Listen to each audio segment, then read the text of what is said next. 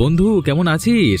Packet হাতে কোথায় যাচ্ছিস? হ্যাঁ, ভালো আর কি করে থাকি, সারা বছর যদি গ্রামে গরম থাকে তাহলে কেমন থাকা যায়? ফসল আবাদিও ঠিক মতো হয় না। একটা সহজ কাজ করলে হয় বন্ধু। আমাদের এমন ধরনের ফসল চাষ করতে হবে যাতে শীত গরম সব সময় সেই ফসল ফলে। তুই তো দেখি টমেটো চারা লাগাতে যাচ্ছিস। শীতে টমেটোর ফলন ভালো হয়, এই জন্য মনে করলাম টমেটো লাগিয়ে দেখি, হয়তো ফলন ভালোই হতে পারে। আমাদের একটা সময় কত সুখ ছিল, নদী ভরা মাছ, গোলা ভরা ফসল। এখন আর এসব কিছুই হয় না। সেই দিনটা যদি আবার ফিরে আসতো কত ভালোই না হতো। বুড়ির অভিশাপে এমন হয়েছে।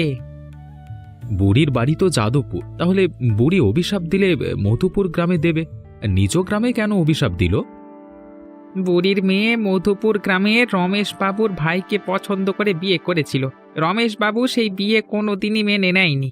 এদিকে যাদবপুর গ্রামের রতন মিয়া রমেশের কথায় বুড়ির মেয়েকে খুন করে। বুড়ির মেয়ের শোকে রমেশ বাবুর ছেলেও আত্মহত্যা করে। তারপর থেকে এক গ্রামে শীত আর এক গ্রামে প্রচণ্ড গরম পড়ে। একমাত্র বুড়ি পারে দুই গ্রামকে অভিশাপ মুক্ত করতে আর কি। তাহলে আমাদের উচিত বুড়ির কাছে গিয়ে অনুরোধ করা, যাতে উনি এই অভিশাপ থেকে সবাইকে মুক্ত করে। আমার মনে হয় না কোনো কাজ হবে। বুড়ি খুবই জেদি। হ্যাঁ, বুড়ি যদি অভিশাপ মুক্ত না করে তাহলে পৃথিবী যতদিন আছে এই দুই গ্রামের একই অবস্থায় থাকবে আর কি।